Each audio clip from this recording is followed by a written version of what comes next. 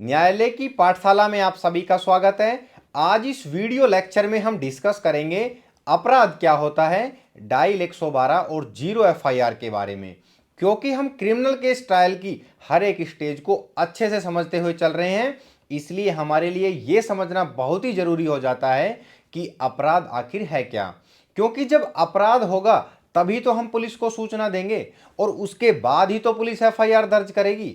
जैसा कि ऑफेंस की डेफिनेशन हमें बीएनएसएस के सेक्शन 21Q में देखने को मिलती है और इसमें दी गई परिभाषा में यह कहा गया है कि अपराध वो एक्ट या ओमिशन है जो कानून द्वारा निषेध हो और जिसके लिए दंड का प्रावधान हो। अर्थात मतलब सीधा सा है, कानून तोड़ना ही अपराध है। मतलब आपने कोई ऐसा कार्य कर दिया जिसे किसी कानून में अपराध माना गया है, उसके लिए दंड का निर्धारण किया गया है, तो उसे अपराध माना जाएगा। फिर चाहे वो अपराध बीएनएस के तहत दंडित हो या एनडीपीएस एक्ट में दंडित हो या आर्म्स एक्ट में दंडित हो या फिर आईटी एक्ट में। अर्थात किसी भी आपराधिक कानून में आपका कृत्य आता हो वो अपराध होगा। बस शर्त है कि वो दंडनीय होना चाहिए। यदि सजा नहीं है तो अपराध नहीं माना जाएगा। तो चलिए अब प्रक्रिया को समझना शुरू करते हैं। मान लीजिए कोई अपराध घटित हो गया तो हम अपराध की सूचना पुलिस को देते हैं। पुलिस को सूचना देने का पहला तरीका व्यक्ति घटना के समय ही पुलिस को कॉल करता है, मोबाइल फोन निकालता है और नंबर डायल करता है 112। आपकी जानकारी के लिए बता दें, पहले अलग अलग नंबर होते थे। 100 नंबर पुलिस का, 108 एम्बुलेंस, 101 फायर।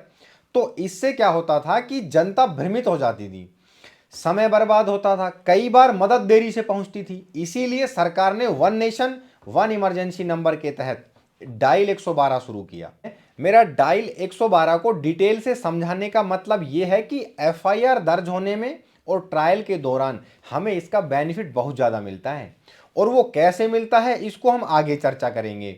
तो समझते हैं डायल 112। जब आप 112 पर कॉल करते हैं तब डायल 112 करते ही कॉल पुलिस स्टेशन नहीं चली जाती, ये सिस्टम में जाती है और वही सिस्टम मदद भेजता है।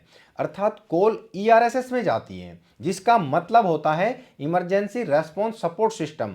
मतलब ईआरएसएस ये कोई फोन नहीं है, ना ही कोई आदमी, बल्कि एक कंप्लीट गवर्नमेंट का सिस्टम होता है।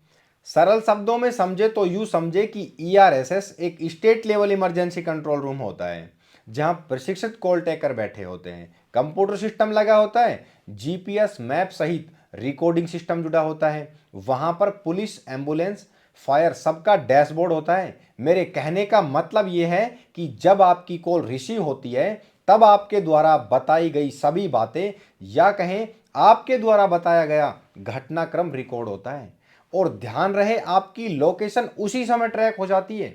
मोबाइल नेटवर्क, ये जीपीएस अगर स्मार्टफोन है तो और भी सटीक तरीके से पता लग जाता है कि कॉल कहां से आ रही है। उसके बाद जीपीएस सिस्टम बताता है कि कौन सी पीसीआर या एम्बुलेंस सबसे पास है, वही भेज दी जाती है।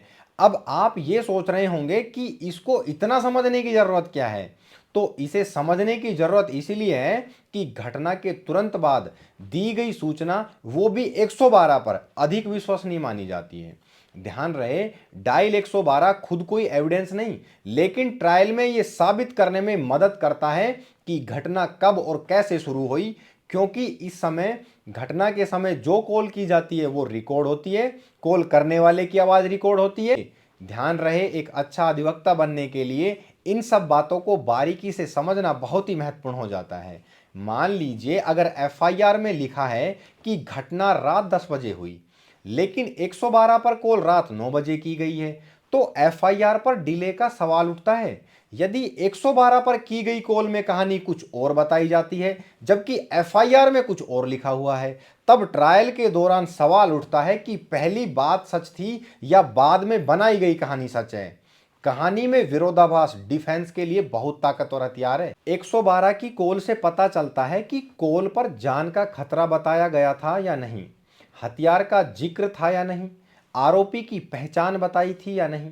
कहने का मतलब इतना सा है कि झूठी एफआईआर साबित करने में पुलिस को दी गई पहली सूचना जानने में डिले या कॉन्ट्रडिक्शन को जानने में सहायक होती है। लेकिन इसकी प्रैक्टिकल ग्राउंड रियलिटी यह है कि डायल 112 की call recording limited time period के लिए ही सिस्टम में मौजूद रहती है। और ये टाइम पीरियड सभी राज्यों में अलग अलग होता है।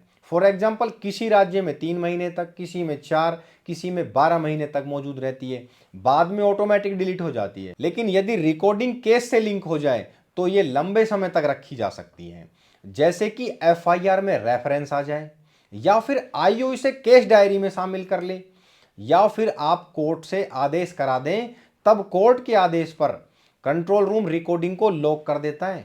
अर्थात तभी रिकॉर्डिंग ट्रायल पूरा होने तक सुरक्षित रह सकती है।